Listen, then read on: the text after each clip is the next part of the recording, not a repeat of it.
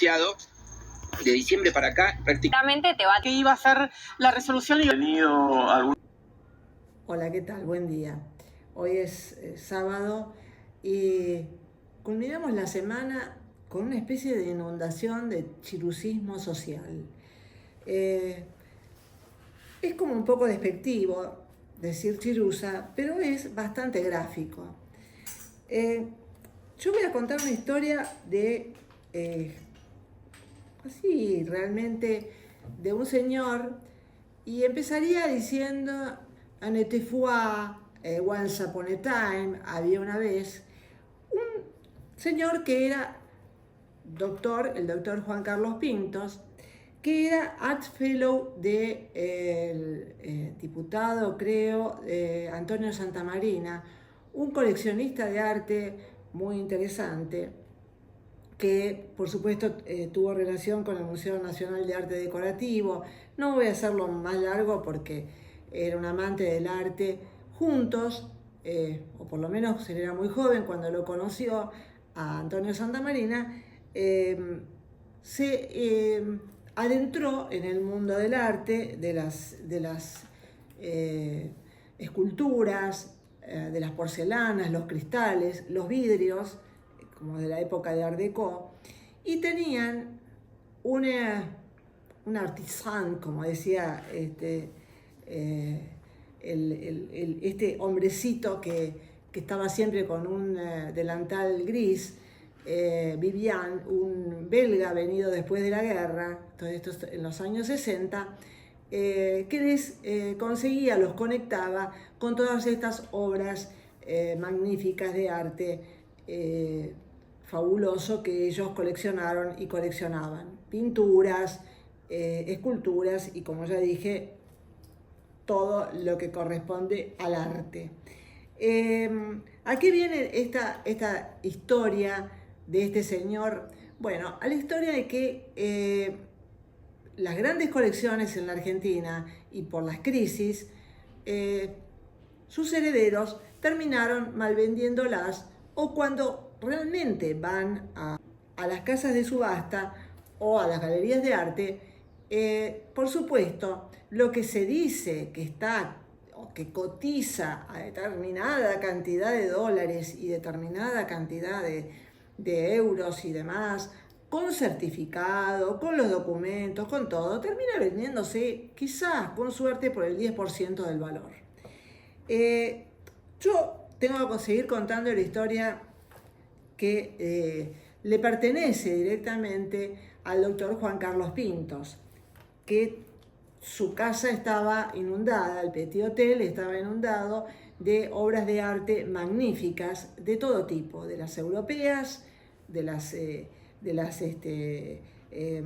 argentinas, pintura figurativa, relojes, joyas, marfiles, ni hablemos de libros y demás. Y bueno, yo creo que sumado a esto, porcelana de Limoges, Sèvres, Wedgwood, el Royal Doulton y demás, y por supuesto lapiceras como Montblanc, Ronson, no sé si me repetí, relojes, había de Boulogne-Coutron, de Patek Philippe de la época de 1900, creo que 30, Rolex no, porque no coleccionaba el doctor Pinto, porque no le gustaba, le decía que él no había sido deportista y era de grasas, pero bueno, eso era su pensamiento y demás.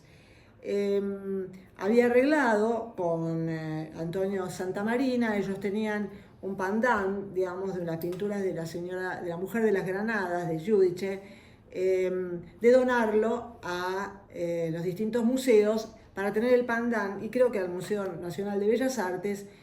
En el caso de la familia Santamarina, que lo donó, fue robado en la época de, creo que 1980 más o menos, ya Santamarina había fallecido. Pero ¿a qué voy con el tema de la cuestión de todo el valor o la cotización, más que nada? Porque valor es otra cosa. La cotización que pueden tener algunas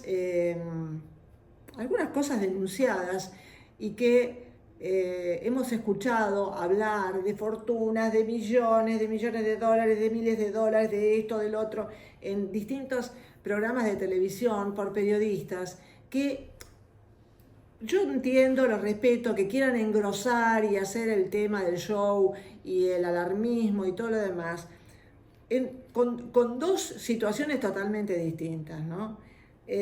Una de las situaciones es en un caso de un trepa que, bueno, evidentemente lo único que mereció es que le ponga la bolsa de la ropa en la calle, que yo también le pediría al gobernador, intendente Jorge Macri, que haga exactamente lo mismo con su puesto en la municipalidad de la ciudad de Buenos Aires, porque evidentemente lo único que no saben hacer esta gente es trabajar y no robar, digamos, o no ser corruptos. Pero en el caso, digamos, de lo que estamos hablando, sobre todo las cotizaciones de estas pinturas y demás, por más certificado que tengan, por más, digamos, el registro que se tenga de una joya o de una antigüedad, el valor realmente es el valor del mercado en ese momento.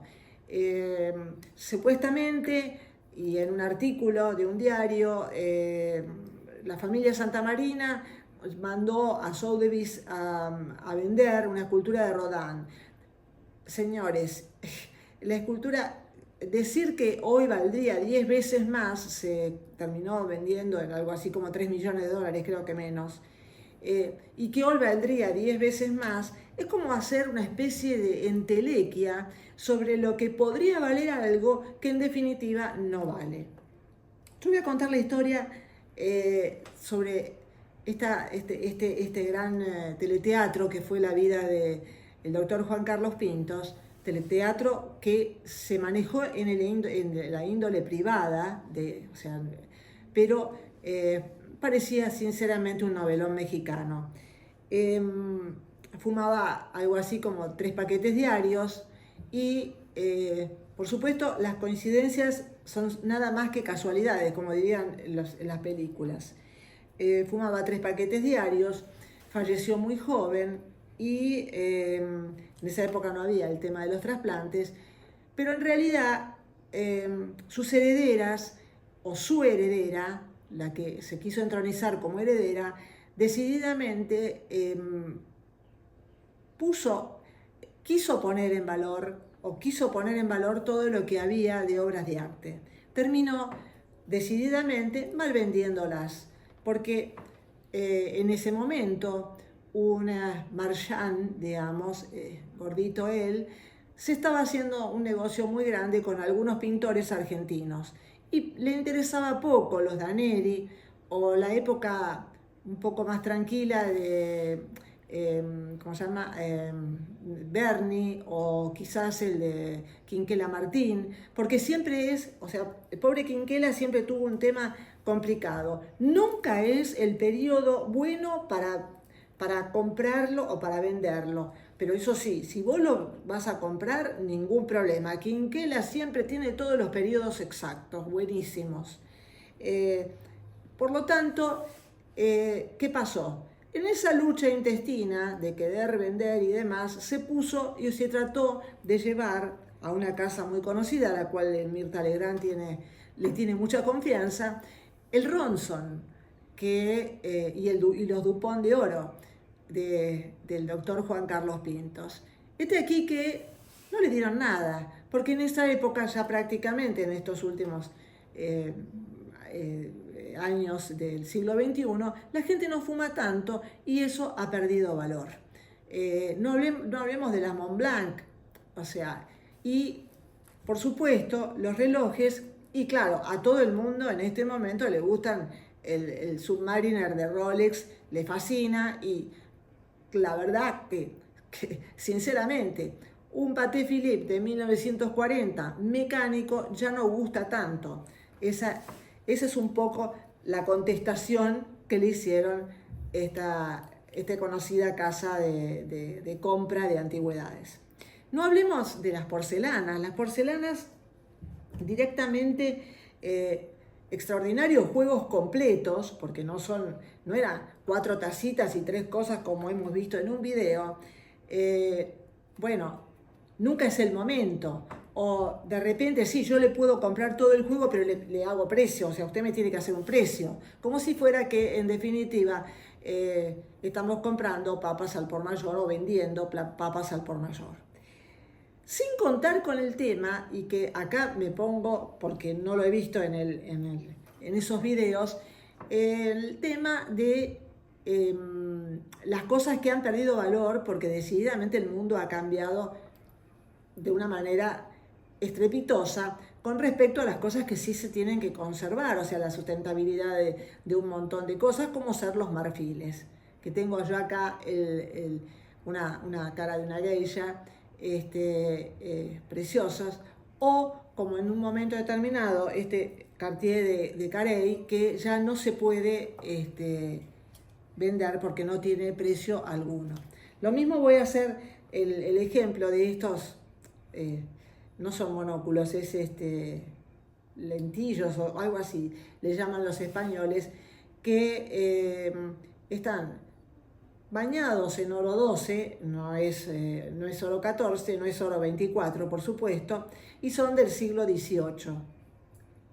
No valen nada. O sea, lo que yo quiero llegar a este punto, cuando mucha gente cree poseer enormes cantidades de bienes, esos bienes, como bien decía el doctor Pintos, son para logro, para satisfacción del que los compra, del que los disfruta. Son cosas extraordinariamente importantes para el que los tiene y los posee, porque definitivamente, bueno, cada uno tiene, hay algunos que valoran el tema de comprarse un barco más grande porque navegan, hacen yachting, otros un juego de palos de golf que sean el último modelo, y ser miembros de algún club que es increíblemente importante, o ir a San Andrés a jugar al golf, como un periodista que hemos conocido y que hoy no sé si sigue yendo. Pero en realidad yo me hago esta pregunta.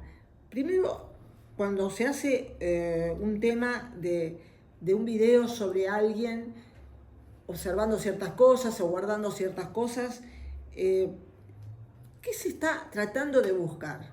Se está tratando de buscar o de garantizar, asegurarse esas cosas porque realmente se los quiere mantener dentro de la familia como el objeto querido de alguien que hoy sigue vivo. Ese es otro de las grandes paradojas, como el objeto querido, como retener eso, o simplemente cuando estamos hablando de una cotización, es pensar infantilmente que con eso se puede llegar a vivir y se puede llegar a tener una situación que no es la situación que se hizo uno, sino aquella que es una situación heredada de alguien muy querido, sí, probablemente, nadie lo niega, al cual se intenta cuidar, perfecto, ningún problema, pero la realidad, o por lo menos mi realidad, mi reflexión, es simplemente lo siguiente. Si nosotros estamos peleando por mantener la salud de una persona, o estamos peleando por, digamos, una cantidad de bienes que le hemos dado una cotización y le hemos dado un número material a lo que se podría vender, que es absolutamente irreal, que es absolutamente ridículo. Bueno, entiendo a los periodistas que para hacer show, lógicamente, bueno, tal cosa se cotiza a tal otra cuesta $50.000, tal otra, pero ¿saben qué? Hay una realidad que es básicamente la realidad que las cosas tienen el valor de reventa del momento en que se las va a vender. Y Argentina, con la enorme cantidad de crisis que ha tenido, es difícil, muy difícil, que algo que se ha comprado a un determinado valor, con todos los certificados, con todas las cosas, con todos los papelitos, se venda al mismo precio. Es simplemente una reflexión que yo hago sobre la base de esta historia y de esta leyenda del doctor Pintos que, a muchos le ha servido de experiencia. También tengo que tener una reflexión sobre el tema que hacer callar a un grupo de gente para contar sobre el estado de salud de una persona que decididamente hizo de la palabra y de la investigación periodística su santo grial, es como una especie de incongruencia, es un contrasentido, porque si queremos plantearnos desde una visión psicóloga, como digo yo, psicóloga, ¿qué hay detrás de eso? ¿Hay una protección a menores? ¿Hay una protección a una persona que en definitiva buscó con el amor, con todo el mundo, entender que evidentemente hay un problema familiar y que el problema familiar no se soluciona pidiendo silencio, se soluciona solucionándolo? Parece ridículo, pero es así. Los problemas familiares de esa índole, cuando se agarran y se pelean por una copa de cristal checoslovaco, como es esta, pero tampoco tiene valor, porque vayan ustedes a vender a San Telmo un juego de copas de checoslovacas y saben lo que le pueden dar en este momento. Y en este momento es precisamente porque la Argentina tiene el 52, no sé cuánto por ciento de pobres, ¿sí? Y a veces, muchos que han vivido y crecido a la vera, por ejemplo en el Cábanac o en el Palacio Estrugamú, no Estrugamón, como algunos periodistas lo han dicho, no los ven de cerca, no han visto de cerca a esos pobres. Y esos pobres que hoy no comen, están pagando todas las crisis que hacen como risible prácticamente que se muestran videos y con cotizaciones. La verdad parece, o por lo menos mi verdad, parece como absurdo en este momento. Parece como si estuviéramos, un grupo de personas estuviera en una real nube de pedo, y lo digo claramente, cuando está pensando que la Argentina sigue siendo como en 1950, como en 1920. Es imposible. Hoy salgan a vender todas esas cosas y van a ver lo que les dan, y van a ver lo que pueden lograr. Yo me hago esta pregunta, quizá porque toda la vida pensé que es importante lo que uno se hace en la vida, es importante lo que uno logra en la vida, sea poco, sea mucho. Es importante que cada uno piense, y sobre todo cuando estamos hablando de gente joven, que cada uno piense qué es lo que puede llegar a ser y cuántos logros puede llegar a tener. Y a veces también entiendo que hay algunas personas con mucha solidaridad que han actuado generosamente, muy generosamente con otros, y pueden hoy estar en las sombras más absolutas, buscando quizás una gratificación que la vida no se los puede dar, y nadie se los puede dar. Entonces yo me hago hice esta pequeña digresión, y la realidad es que conté la historia de este doctor, porque a veces las cosas son nada más que cosas, y esas cosas no tienen el valor que nosotros queremos darle. Tienen el valor que la vida les da. Solamente tienen valor para aquellos que las disfrutan. Yo esto lo puedo perder y no lo hice yo, lo hicieron otros. Siempre tuve como objetivo pensar más en lo espiritual que en lo material. Por supuesto no soy una estúpida, por supuesto he vivido luchando para tener una situación y como todo nos ha pasado. Pero yo pienso que aquello que fue muy querido por un ser querido, también es bueno conservarlo, también es bueno entenderlo, porque si se sale a vender, no te dan un mango, no te dan un mango partido por la mitad, querida. Así de simple. Como el del otro lado, si se lucha por una situación material o de poder frente a alguien que necesita realmente, imperiosamente cuidados, no, es como que se desubica. Quizá la problemática del tema me exceda a mí como nos exceda a todos, pero también les excede a ellas. Bueno, gracias y chao.